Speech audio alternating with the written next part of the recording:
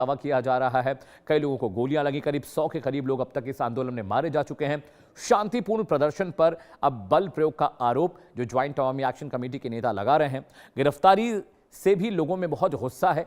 प्रदर्शन रोकने के लिए सुरक्षा बलों की तैनाती की गई है। प्रशासन और प्रदर्शनकारियों में कई जगहों पर टकराव देखने को मिला, चाहे मुजफ्फराबाद हो, चाहे रावलाकोट हो, चाहे भिंड हो। इन तमाम इलाकों में पब्लिक और सेना के बीच लड़ाई होती दिखाई दी। कुछ खास मेहमान मेरे साथ जुड़ने जा रहे हैं दर्शकों, उनसे भी हम चर्चा करेंगे इस विषय पर। स्वागत कीजिए मेजर जनरल अनुज माथुर साहब, is a defence expert. Doctor Manan Dwivedi मेरे साथ हैं, विदेशी मामलों के जानकार हैं। इसके अलावा अली अशरफ रत्ता साहब मेरे साथ है, पाकिस्तानी जर्नलिस्ट, वो भी मेरे साथ जुड़े हैं। आप सभी का बहुत बहुत स्वागत है। सबसे पहले आपके पास आ रहा हूँ माथुर सर, पीओके की स्थितियाँ, जो दावा पाकिस्तान के लोग या पाकिस्तानी डिबेटर्स कर रहे थे उसके खिलाफ जाती दिख रही हैं। हालात बहुत ख़राब हो गए हैं।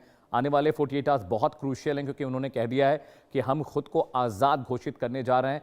वहाँ के लोग कह रहे हैं बिजली पानी की दिक्कत हो गई है, उनको राशन सस्ता नहीं मिल रहा है, लेकिन पाकिस्तान के जो डिबेटर्स हैं, वहाँ के जो एनालिस्ट हैं, वो कहते हैं कि भाई सब्सिडी बहुत जा रही है, बिजली की सप्लाई रोक दी गई है, ट्रक वहाँ पर खड़े हैं जो राशन लेकर जा रहे हैं।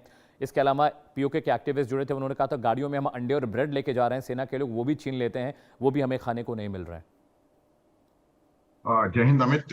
देखिए, पाकिस्तान में न केवल पीओजे के और भी कई जगह पर हालात जो हैं वो खराब हैं। देखिए, इंसर्जेंसी जब होती है उसकी कुछ स्टेजेस होती हैं, और ये ऐसी स्टेज के इंसर्जेंसी में पहुंच चुका है पाकिस्तान पीओजे के का हाल कि जब आप फुल ब्लोन आप गवर्नमेंट के खिलाफ और जो जो एस्टेब्लिशमेंट है उसके खिलाफ पूरी तरह से बाहर निकल करके आ जाते हैं।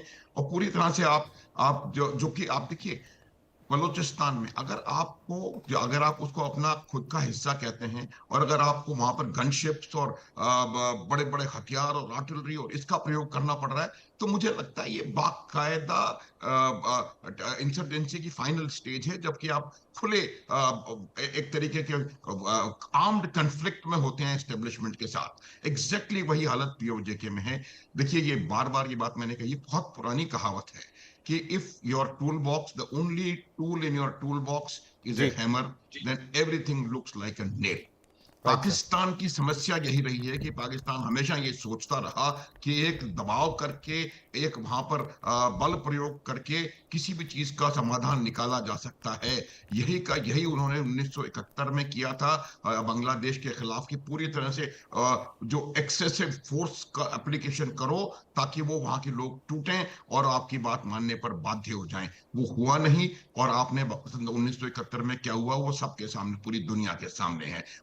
वही परिस्थिति बलूचिस्तान में, और वही की वही परिस्थिति अब पीओजे के में होती नजर आ रही है। अब देखिए, हालांकि ये कहना बहुत आसान है कि अलग हो जाएंगे, आजाद हो जाएंगे, ये हो जाएगा, वो हो जाएगा।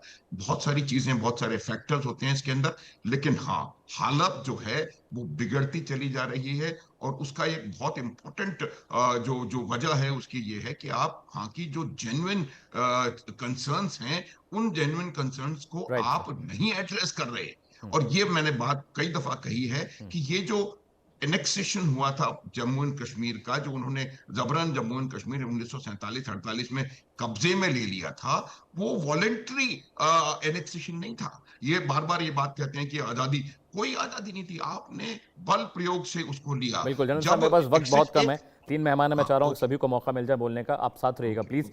अली अशरफ रत्ता, मैं आपके पास आ रहा हूँ। मौलाना फजल रहमान ने जो बात कही, उन्होंने कहा कि बलूचिस्तान अब हाथ से पाकिस्तान के जा चुका है, वो आपके यहाँ के हैं, हमारे यहाँ के हिंदुस्तान के नहीं हैं। दूसरा, पीओके को लेकर लगातार मेरी और आपकी डिबेट होती है रत्ता साहब, वहाँ पर चीज़ें ठीक अगर हो रही होती तो अब तक शायद वो चीज़ें मुख्तलिफ इलाकों में जो दिक्कतें थी, आपने कहा कि हम सस्ती बिजली दे रहे हैं, सस्ता राशन दे रहे हैं, सारी सहूलियतें उनको मिल रही हैं, फिर भी यह आंदोलन इतना बड़ा क्यों होता जा रहा है? क्यों पॉलिटिकल वेंडेटा प्रिपेल कर रहा है? अगर सब चीजें पूरी हैं तो पब्लिक बेवकूफ तो है नहीं कि सड़कों पर उतर आई है। कुछ नेता पाकिस्तानी सरकार के खिलाफ, वहां की सेना के खिलाफ प्रोपेगेंडा चला रहे हैं अगर पीओके में, लेकिन जनता तो बेवकूफ नहीं है। जनता को साथ क्यों मिल रहा है? यानी दिक्कतें हैं वहां ग्राउंड जीरो पर। शुक्रिया इनवाइट करने के लिए, और आपके पैनलिस्ट को मेरा सलाम।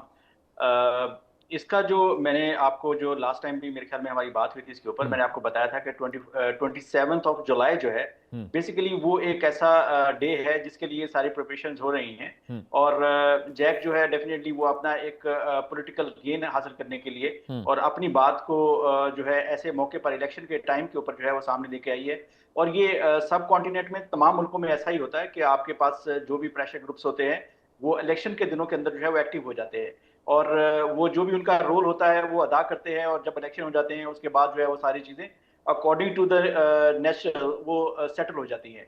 तो यहाँ पे आज़ाद कश्मीर के अंदर भी यही चल रहा है और मैं शुरू से यही कह रहा हूँ कि जिस दिन इलेक्शन हो जाएंगे ये सारी चीजें आपको बैठती हुई नजर आ जाएंगी।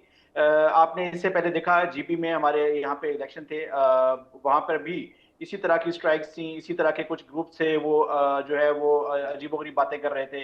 डेफिनेटली उनको भी पॉलिटिकल अपना माइलेज चाहिए था। जैसे इलेक्शन हो गए वहां पे गवर्नमेंट बन गई, किसी को कोई हिस्सा मिल गया, किसी को कोई सीट मिल गई, किसी को कोई मिनिस्ट्री मिल गई और सारी चीजें जो है वो फिर वैसे की वैसे चलने लग गई।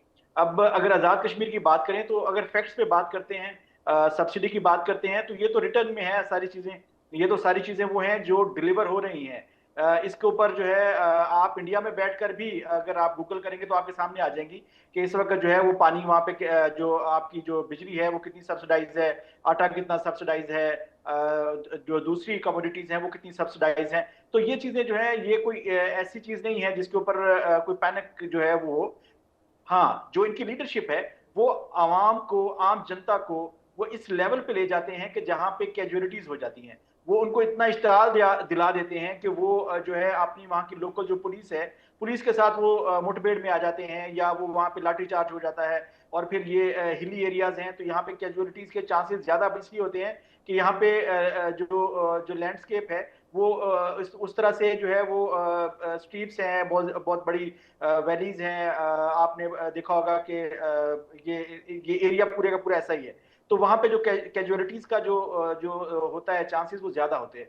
तो एनी हाउ जो मैं बेसिक पॉइंट जो है वो मैं यही बता रहा हूँ आपको कि जिस दिन ये इलेक्शन हो जाएंगे ये सारी चीजें रिवर्स हो जाएंगी अकॉर्डिंग टू जो पीछे ऑल पीछे राइट, पीछे चल रही थी। ऑल ठीक राइट। है। और दूसरी जो बात अभी जो जनरल साहब कह रहे थे, मैं रिस्पेक्टफुली उनसे कहूंगा कि बलूचिस्तान की जो बात कर रहे थे या आपने जो बात की कि फजलुर रहमान साहब ने जो कहा है कि बलूचिस्तान हमारे हाथ से निकल गया, तो फजलुर रहमान साहब हैं पाकिस्तान के अंदर फेमस हैं फॉर ब्लंट स्टेटमेंट्स।